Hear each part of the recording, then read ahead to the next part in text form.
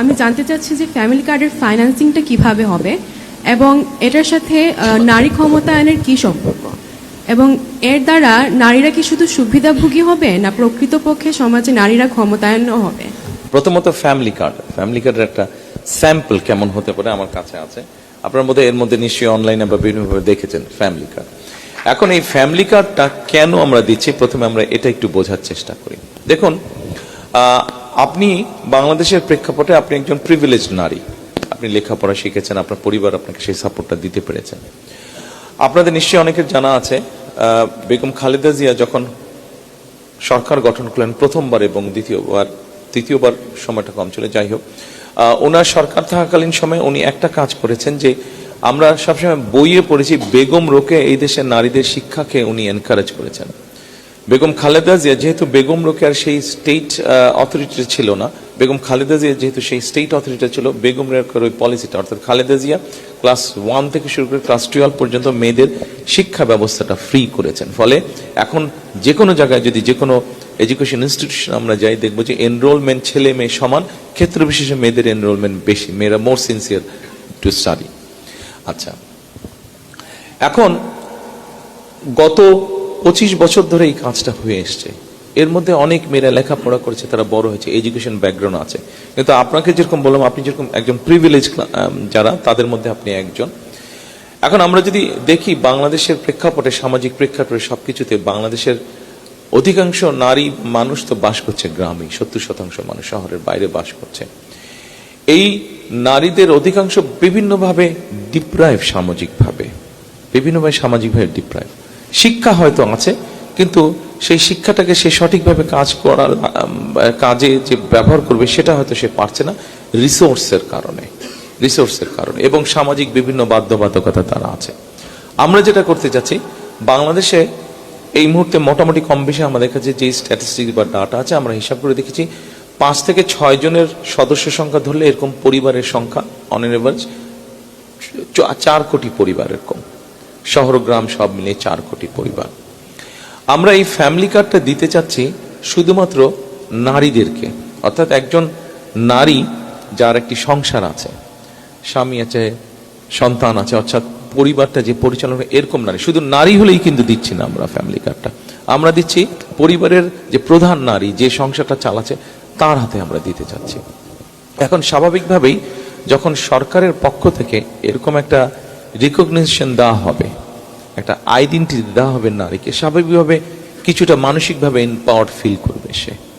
পরিবারের কাছে হোক, নিজের পরিবারের কাছে হোক, শ্বশুর বাড়ির পরিবারের কাছে হোক, একটা তার সম্মান হবে, সম্মানটা তার আরো বৃদ্ধি পাবে।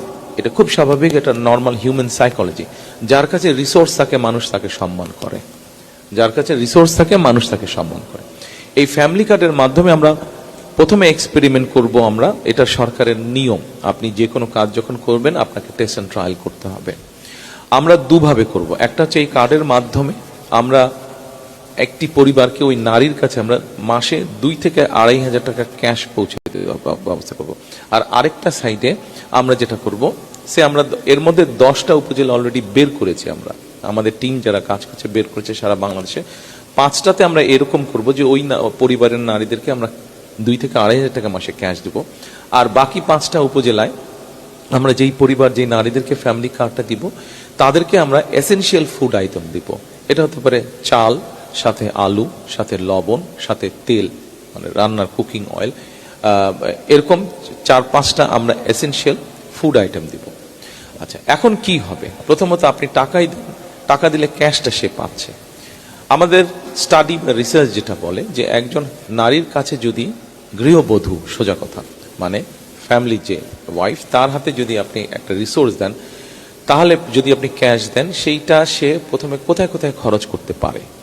আমরা ছেলেদের কাছে দেখেছি, পকেটে টাকা থাকলে দোস্ত চলে আয়, গল্প করি, কিছুক্ষণ পরে টাকাটা নাই, শেষ হয়ে যাচ্ছে। কিন্তু একজন নারীর ক্ষেত্রে, বিশেষ করে গৃহবধূর ক্ষেত্রে যখন আমরা দিচ্ছি টাকাটা, তখন আমরা দেখছি যে উনি টাকাটা খরচ করছেন প্রথমত তার ফ্যামিলির হেলথের পিছনে, যদি তার সেই সেন্সটা থাকে, উনি হেলথের পিছনে। দ্বিতীয়ত, অধিকাংশ নারী দ্বিতীয় জায়গায় খরচ করছে, সেটা হচ্ছে তার বাচ্চাদের এডুকেশনের পেছনে। থার্ড যে জায়গাটায় সে টাকাটা খরচ করবে সেটা হচ্ছে যে ছোট ছোট জায়গায় সে ইনভেস্ট করবে, 5টা বা 10টা মুরগি কিনবে বা 2টা ছাগল কিনবে, এই ধরনের ছোট ছোট, অথবা একটা সেলাই মেশিন কিনবে, সে যদি সেলাইয়ের কাজ জানে সে টাকাটা ইনভেস্ট করে। অর্থাৎ সে যে টাকাটা ইনভেস্ট করছে ওটা তার লোকাল ইকোনমিতে, গ্রাম, ইউনিয়ন, উপজেলা বা থানা বা পৌরসভা, এই লোকাল ইকোনমিতে ওটা রোটেট করছে এই ইকোনমিতে। আচ্ছা, এখন আপনি বলেন, আচ্ছা এখন আসেন এটা তো টাকার ক্ষেত্রে। আর যদি আপনি ফুড, এসেনশিয়াল ফুড আইটেম তাহলে দেন, তাহলে সংসার চালানোর জন্য তো তার একটা খরচ লাগছে, তার খরচটা তাকে দেওয়া হচ্ছে যে ঠিক আছে তুমি এইভাবে সংসার চালাও, এই টাকা। ধরেন তার সংসার চালাতে মাসে হয়তো এখন যে যত দাম জিনিসপত্রের, 5-6 জনের যদি পরিবার হয় মিনিমাম 5-7 হাজার টাকা তো লাগেই, মিনিমাম 5-7 হাজার টাকা লাগে অন অ্যান এভারেজ।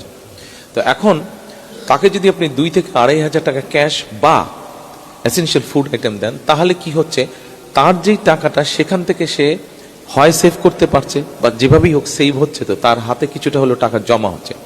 সেই টাকাটা সে তখন ওই ইনভেস্টমেন্ট থেকে শুরু করে ওই কাজগুলোতে সে ওই টাকাটা তখন বিনিয়োগ করবে, তার বাচ্চাদের এডুকেশনের পিছনে, তার ফ্যামিলি হেলথের পিছনে এবং ইনভেস্টমেন্টের ক্ষেত্রে। স্বাভাবিকভাবেই যখন আস্তে আস্তে একজন নারীর কাছে এই হতে পারে এটা ক্ষুদ্র অ্যামাউন্ট, কিন্তু এরকম ক্ষুদ্র অ্যামাউন্ট আস্তে আস্তে জমতে শুরু করবে, তখনই কিন্তু মানুষ তাকে, একটু আগে যেই কথাটি বলেছি, কথাটি শুনতে হয়তো কারো কারো কাছে খারাপ থাকতে পারে, বাট এটি হচ্ছে বাস্তব। আপনার কাছে যখন রিসোর্স থাকে তখন আপনাকে সবাই সম্মান করবে, কাজেই তখন সে নারীটার মর্যাদা বৃদ্ধি পাবে, তার আত্মবিশ্বাসটা বৃদ্ধি পাবে। প্রথম 6 মাসে কিচ্ছু হবে না, প্রথম 1 বছরেও কিছু হবে না, প্রথম 2 বছরেও কিছু হবে না, 3, 4, 5 বছর পরে গিয়ে কিন্তু আস্তে আস্তে পরিবর্তনটা আসবে, ধীরে ধীরে পরিবর্তনটা আসবে। অর্থাৎ তার ইনভেস্টমেন্ট তাকে যখন আস্তে আস্তে রিটার্ন দিবে, সে কনফিডেন্ট হবে। আপনার পকেটে যদি 100 টাকা থাকে, আপনি যে পরিমাণ কনফিডেন্ট হবেন, আপনার পকেটে যদি 10,000 টাকা থাকে, আপনার কনফিডেন্সের পরিমাণটা অনেক বেশি হবে, তাই নয় কি? Normal human psychology. কাজেই ধীরে ধীরে কিন্তু তার পুঁজির পরিমাণ যত বাড়বে সে তত কনফিডেন্ট হবে। একই সাথে তার পরিবার সুস্থ থাকছে, পরিবার সুস্থ থাকলে কিন্তু সে কনফিডেন্ট থাকছে, হাসি খুশি থাকে। একই সাথে যখন সে দেখছে যে তার ছেলেমেয়েরা আস্তে আস্তে আস্তে পড়ালেখায় ভালো করছে, এগিয়ে যাচ্ছে, ওইটা মা হিসেবে তাকে আরো কনফিডেন্স দিবে, মা হিসেবে তাকে আরো কনফিডেন্স দিবে। ওটা আমরা যদি এভাবে পুরো জিনিসটাকে আমরা কল্পনা করি, এভাবে যদি আমরা প্ল্যান করি, এভাবে যদি আমরা চিন্তা করি, তাহলে দেখবেন 5 থেকে 7 বছর পরে ওই গ্রামের ওই পরিবারটি না, ওই গ্রামের 10টি পরিবার এরকম মোটামুটি ভাবে healthy, with a basic education background and with a financial capability. আপনি 10টি পরিবার ওই গ্রামের, ওই ইউনিয়নে 5টি গ্রাম আছে, প্রত্যেক 5টি গ্রামই আস্তে আস্তে ওরকম সেলফ সাফিসিয়েন্ট বা ইন্ডিপেন্ডেন্ট বা ওরকম পরিবার হলো। এইভাবে আপনি একটি গ্রাম, একটি ইউনিয়ন, একটি উপজেলা, এইভাবে জেলা এবং সামগ্রিকভাবে ধীরে ধীরে দেশ চিন্তা করেন। আস্তে আস্তে 4 কোটি পরিবারের যদি আপনি 2 কোটি পরিবারকে, 1.5 থেকে 2 কোটি পরিবারকেও যদি আপনি এই পর্যায়ে নিয়ে আসতে পারেন, অর্থাৎ 5 বছর পরে প্রত্যেকটি পরিবার, 4 কোটি আমরা বাদ দিলাম, প্রত্যেকটি পরিবার যদি